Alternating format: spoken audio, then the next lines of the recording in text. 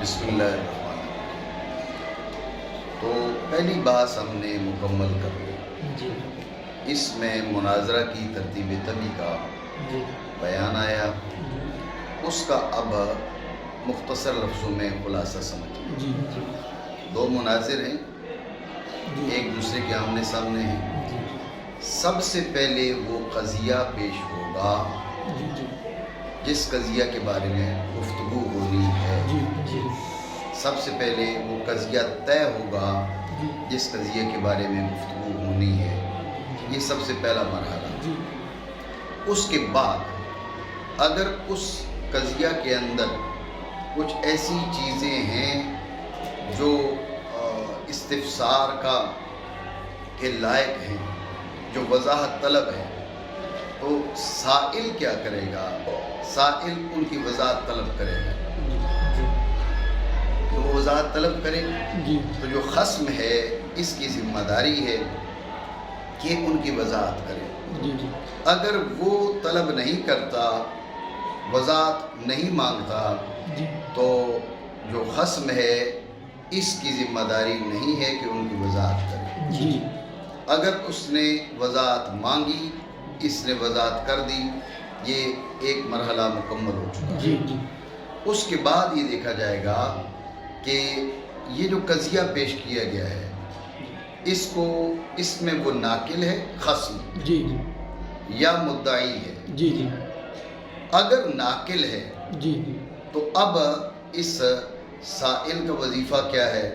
اس کا وظیفہ یہ ہے کہ اس سے تصحیح نقل کا مطالبہ کرے، جی اس خصم سے تصحیح نقل کا مطالبہ کرے۔ جی سائل نے تصحیح نقل کا مطالبہ کیا، خصم نے بتا دیا بھئی فلاں کتاب کے اندر یہ بات موجود ہے۔ جی جی لیکن آج کے دور میں فقط یہ بتانا کافی نہیں ہے، دکھانا بھی ضروری ہے کہ یہ کتاب ہے اور اس کے اندر یہ چیز موجود ہے۔ جی جی اس نے دکھا دیا، ذہن میں رکھیں اصولی طور پہ بات یہاں پر مکمل ہو گئی۔ جی جی ٹھیک ہے؟ جی یہ ہے کہ اگر وہ قضیہ اس کے اندر یہ خصم ناقل تھا، اور اگر یہ ناقل نہ ہو، جی یہ مدعی ہو، جی اب دیکھیں گے کہ یہ دعویٰ نظریہ ہے یا بدیہیہ خفیہ ہے۔ جی جی اگر نظریہ ہو جی جی تو اس سے دلیل کا مطالبہ کیا جائے گا جی جی خصم سے۔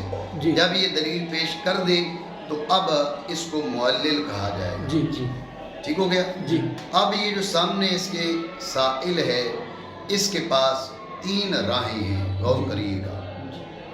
اس نے دلیل پیش کر دی، جی اب اس کا مرحلہ آتا ہے، اس کے پاس 3 راہیں ہیں۔ جی پہلی رائے یہ ہے کہ یہ منع وارد کرے، جی دوسرا یہ نقض وارد کرے، تیسرا یہ معارضہ کرے۔ منع وارد کرے تو 2 صورتیں، بلا سند یا مع سند۔ جی نقض کی 2 صورتیں، تخلف اور لزوم محال۔ جی جی ٹھیک ہے؟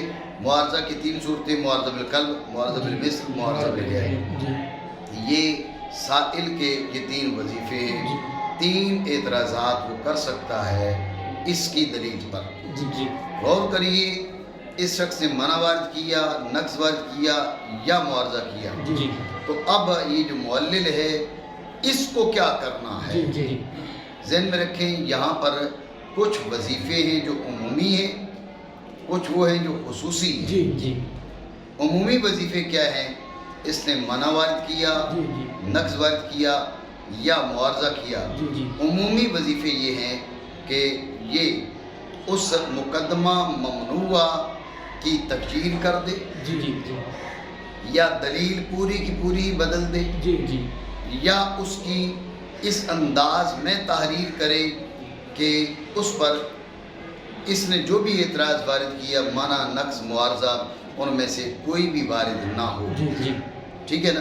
جی یعنی تغییر اور تحریر، جی جی پھر تغییر دلیل کی یا تغییر مقدمہ کی۔ جی اور میں نے آپ کو بتایا تھا کہ تغییر دعویٰ بھی کہا گیا ہے۔ جی یہ عمومی وظیفہ ہے اس کا، جی منع کی صورت میں بھی ہے، نقض کی صورت میں بھی ہے، اور معارضہ کی صورت میں بھی جی ہے۔ جی اور کچھ وظائف ہیں خصوصی، جی جی خصوصی وظائف کے ہیں، اس نے اگر منع وارد کیا جی تو اب اس کا وظیفہ اور ہے، جی نقض اور معارضہ تو اس کا وظیفہ اور ہے، جی جی اس نے منع وارد کیا تو اس کا خصوصی وظیفہ کیا ہے؟ اب دو وظیفے ہیں، جی جی ایک وظیفہ اس کا یہ ہے کہ یہ اس مقدمہ ممنوعہ کو ثابت کرے، جی جی اس پر دلیل پیش جی کرے، جی ٹھیک ہو گیا؟ جی یہ مقدمہ ممنوعہ کو ثابت کرے، جی اس پر دلیل پیش کرے۔ جی ایک یہ والا جو اس کا وظیفہ ہے، اس نے سند پیش کی تھی یا سند پیش نہیں کی تھی، جی بہرحال یہ وظیفہ اس کے پاس موجود ہے، جی یہ منصب اس کے پاس موجود ہے، یہ کام کر سکتا ہے۔ جی لیکن اگر اس کا منع مع سند تھا جی تو اب اس کے پاس ایک اور طریقہ بھی ہے، جی اور وہ یہ ہے کہ یہ اس سند کو باطل کرے، جی جی لیکن سند کو باطل کرنے سے پہلے ضروری ہے کہ اس سند کو مقدمہ ممنوعہ کے مساوی مقدمہ ممنوعہ کے عدم کے مساوی ثابت کرے، جی یہ اس کی ذمہ داری ہے، جی کس کی؟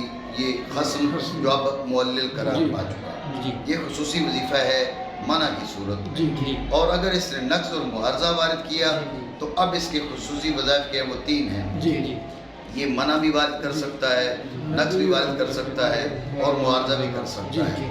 غور کریں، اس نے منع وارد کیا، نقض وارد کیا یا معارضہ کیا، تو اب یہ وظائف ہے سائل کے، جی جی اب یہ سائل بن چکا ہے، پہلے یہ معلل اول تھا، وہ سائل تھا، جی اب اس نے جب نقض اور معارضہ کیا، جی جی سائل اول نے نقض اور معارضہ کیا تو یہ سائل ثانی ہے، جی اس نے یہ منع بھی وارد کر سکتا ہے، نقض بھی، معارضہ بھی۔ غور کریں، تین چیزیں آ گئی، منع، نقض، معارضہ۔ جب سائل کی جانب سے منع ہو تو مقابل نے کیا کرنا ہے اس کا بیان کر دیا ہم نے، اس سائل کی جانب سے نقض وارد کرو، نقض وارد ہو تو مقابل نے کیا کرنا ہے بیان ہو چکا، سائل کی جانب سے معارضہ ہو تو مقابل نے کیا کرنا ہے اس کا بھی بیان ہو چکا۔ تو لہٰذا اب یہ کام اس نے جو معلل اول ہے، اس نے منع وارد کیا، نقض وارد کیا یا معارضہ کیا، جو بھی اس نے صورت اختیار کی، تو پہلے جو اس کے وظیفے ہم نے بتائے تھے، اب یہ وظیفے اس کے پاس چلے گئے ہیں۔ منع ہے تو اس کے پاس جو دو رائیں بتائی ہیں، نقض ہے تو اس کے پاس تین رستے، معارضہ ہے تو اس کے پاس تین رستے، یوں یہ گفتگو آگے چلے gی یہاں تک کہ یہ جو نظریات ہیں بدیہیات پہ جا کے مکمل ہوں، یعنی یہ اوساط ہیں، اوساط کے بعد پھر یہ گفتگو مقاطع تک پہنچ جائے۔ بات سمجھے؟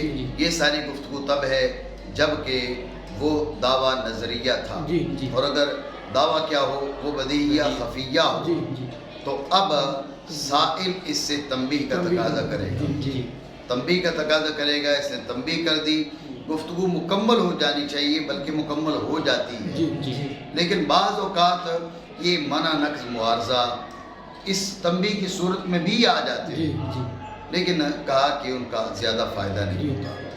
یہ ہے اس کی ترتیب طبی، یہ ذہن نشین ہے، سمجھے بات؟ جو اضافی ابحاث ہیں ان کی اپنی حیثیت ہے۔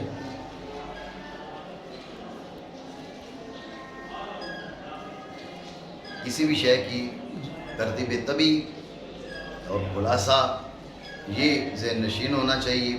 آپ نماز کے سارے مسائل پڑھ لیں لیکن اس کی ترتیب طبی آپ کو نہ آتی ہو تو عملی طور پر نماز کی ادائیگی مشکل ہوتی ہے۔ آپ حج کے سارے مسائل پڑھ لیں لیکن ترتیب طبی معلوم نہ ہو تو حج کی ادائیگی دشوار ہے، تو ترتیب طبی ذہن نشین رہے۔ میں خلاصہ ایک بار پھر بیان کرتا ہوں، مناظرہ کی ترتیب طبی یہ ہے کہ دو مناظران وہ ایک قضیہ طے کریں گے جس کے بارے میں ان کو گفتگو کرنی ہے، اب جس کی جانب سے اس کو پیش کیا گیا یہ خصم کہلا رہا ہے، اس کے جو مقابل ہے وہ سائل کہلا رہا ہے۔ اب خصم نے جو قضیہ پیش کیا اس کے مفردات محتاج وضاحت ہیں یا محتاج وضاحت نہیں ہیں، اگر اس کے مفردات میں سے کوئی محتاج وضاحت ہو تو سائل کو چاہیے کہ وضاحت کا مطالبہ کرے، سائل نے وضاحت کا مطالبہ کیا تو خصم کو چاہیے کہ اس کی وضاحت کرے، اگر سائل نے وضاحت کا مطالبہ نہیں کیا تو خصم پر اس کی وضاحت ضروری نہیں ہے۔ بہرحال سائل نے مطالبہ کیا، خصم نے اس کی وضاحت کر دی، یہ ایک مرحلہ طے ہو گیا۔ جی اب دیکھا جائے گا کہ اس مقدمہ کو اور اس قضیہ کو پیش کرنے میں یہ ناقل ہے یا مدعی ہے۔ اگر یہ ناقل ہے تو اب سامنے والا شخص مقابل مناظر اس سے تصحیح نقل کا مطالبہ کرے گا۔ اس کی ذمہ داری یہ ہے کہ یہ تصحیح نقل کرے، نقل کی صحت کو بیان کرے۔ جو نقل کی صحت کو اس انداز میں بیان کرے گا، مثلا امام ابو حنیفہ رحمہ اللہ تعالیٰ کی بات کر رہا ہے تو کسی معتبر کتاب کا حوالہ دے دے گا کہ فلاں امام ابو حنیفہ رحمہ اللہ تعالیٰ کی اس بات کو بیان کیا ہے اور وہ شخصیت معتبر ہے۔ لیکن آج کے دور میں فقط زبانی طور پہ بیان کافی نہیں ہے، چاہیے کہ کتاب دکھا بھی دے۔ یہ ہے اگر اس نے جو گفتگو کی تھی بحیثیت ناقل کی تو اب اس کی طرف سے تصحیح نقل کا مطالبہ، اس نے نقل پیش کر دی اور تصحیح نقل کر دی، اب یہ معاملہ مکمل ہو جانا چاہیے۔ اصولی طور پر یہ معاملہ مکمل ہو جاتا ہے۔ اور اگر اس نے جو گفتگو کی وہ بحیثیت مدعی کی، یہ دعویٰ کر رہا ہے تو دیکھا جائے گا کہ یہ دعویٰ اس کا نظریہ ہے یا اس کا دعویٰ بدیہی یا خفیہ ہے۔ اگر اس کا دعویٰ نظریہ ہے تو اس کی ذمہ داری ہے کہ اس پہ دلیل پیش کرے۔ ذہن میں رکھیں یہ خصم دلیل پیش کرے گا، اس کے بعد یہ معلل کہلائے گا۔ معلل نے دلیل پیش کر دی، اس کے جو مقابل سائل ہے اس کے پاس 3 راہیں ہیں، اس کے پاس 3 رستے ہیں۔